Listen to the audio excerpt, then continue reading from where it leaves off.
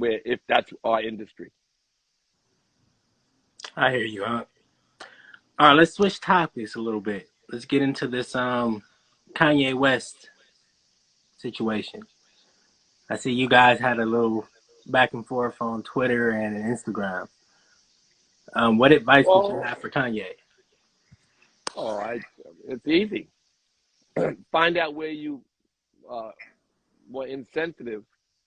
Apologize where you can, and move on.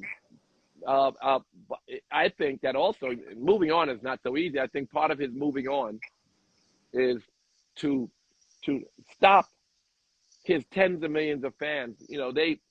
A great number of them are taking his words out of context and promoting hateful speech. Um, and I think that we can put stuff in. We can say things in a digestible way.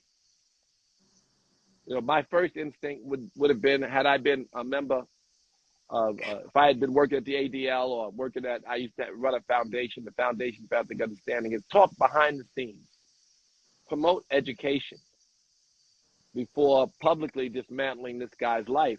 That's my first effort always, to try to get people to understand and have dialogue before publicly having a fight. And therefore, those fights promote a negative energy among millions of people when it could have been done, just handled between a few. And what we don't want is a rise in hate. Racism and anti-Semitism are tied together. So if we love the Black community, then we want to be careful about this growth in anti-Semitism and growth in anti-Black behavior and words. So when you look on the internet, you see fuck the Blacks and the Jews, fuck them niggas and them kikes. I've seen that a lot on Twitter, or at least I've seen these A people that whole are lot on taking Twitter. it right. So there's a lot of hate, and the hate of Jews and Blacks go hand in hand, and has always. The Jews have been like the second-class white people. They were the ones who were working in the music industry. They were working wherever white people let them work. And they built great success in all the places white people gave them a break. So Right. you can work in entertainment, that's dirty. You can work in finance, that's dirty. You know that finance was dirty. So they worked in those industries and they excelled. They excelled mostly because their culture was tight-knit, their religion was crystal clear, their faith in their religion and their work that God promoted for them was strong enough that they could work as community and build even in places where they were just left nothing to play with, and they created something.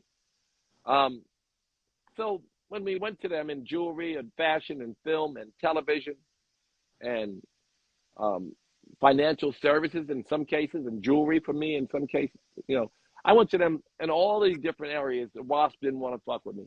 It was always the Jews. And and even when I did fashion, and no Black people in fashion, I put Jay-Z in business with, and Damon Dash in business with the Russian Jews.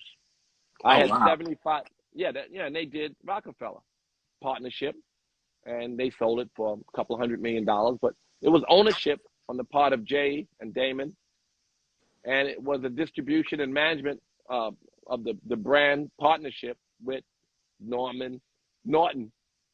I saw Norton the other day. He thanked me. He said I made him rich. But I get the same thing from so many people who were my Jewish partners in sneakers.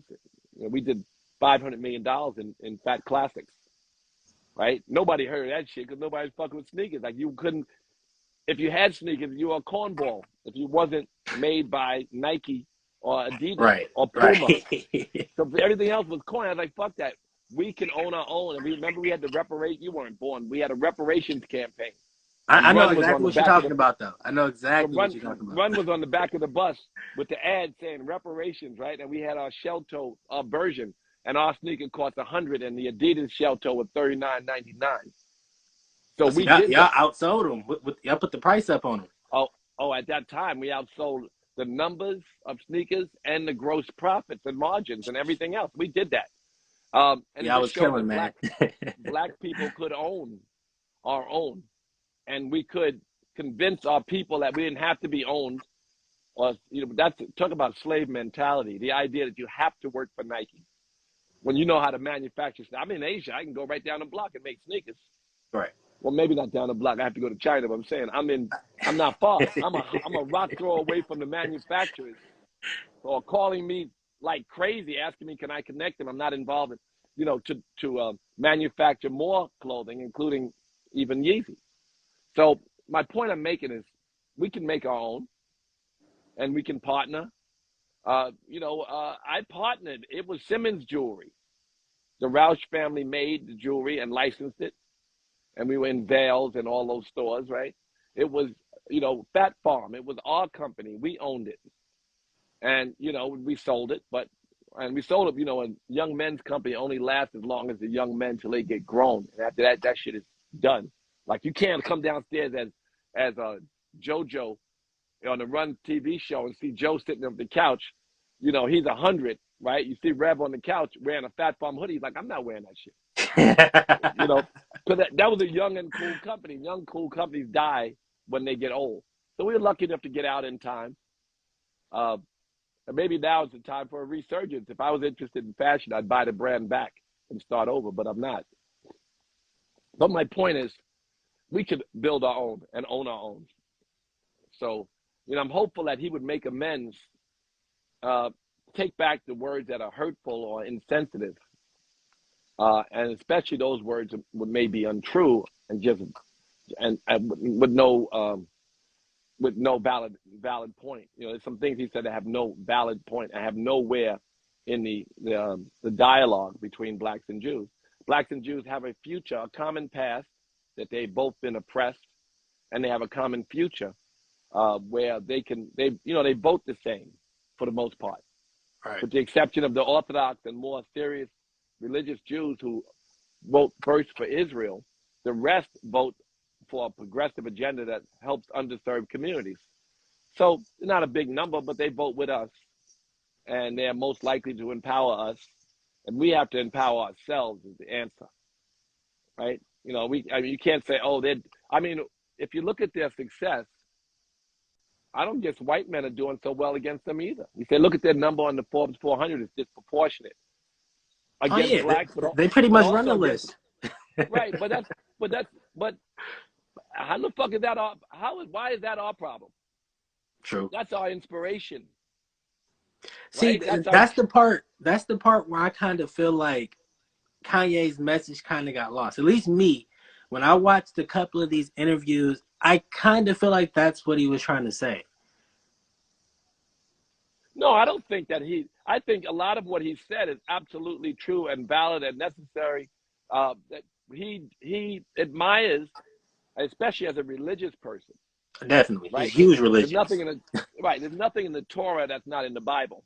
Right. And so on all those issues where family goes home and prays on Friday night, and where family doesn't abort, all the things that he aligns with them. He said he's jealous of their ability to live up to the promises in their scripture. But that's only religious Jews. But he's saying that, and what that means is he wants our community to emulate and borrow from those success stories and tie together, which of course we all want that. I don't think that's gotten out as clear to say that I admire them. But, he's a genius. He's all over the place. And he says some things that are so hurtful that all they can hear. And especially if there's 11 million Jews or 13 million total. Yeah, I actually learned that from you. I learned that from you. and if you think about that, there's 6 million of them are in Israel. And so when they're under threat, when people point out things that, their success has been their downfall in other areas, and they're hated because of their success. Those are what they call haters, right? And this is what caused one of the reasons for the Holocaust, right? Their success. Now, so when you start to point it out, it makes them sensitive because they are at risk to be wiped out like that. And so their experience hurt people, and perhaps they lash out very quickly. My advice and work that I've done for 25 years is to to reach out, not only for anti-Semitism, but anti-Black statements so that we don't get in a public dispute and create more polarization. Like I think I said that. So that's just, it's clear that to us, we don't want to see Kanye, killed. We want to see Kanye rebuild and promote Black empowerment and include people, and also reverse some of the negative dialogue that's in the community and teach his millions of fans to love themselves and to love humanity, not to hate. We don't want him to be an inspiration for hate. And so I think he can do all of those things, but he needs proper support and guidance. And that's why I was still talking to him, and I haven't spoken to him since my text came out.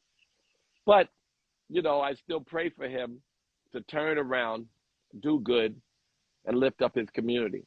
That's what I pray for. All right, what else?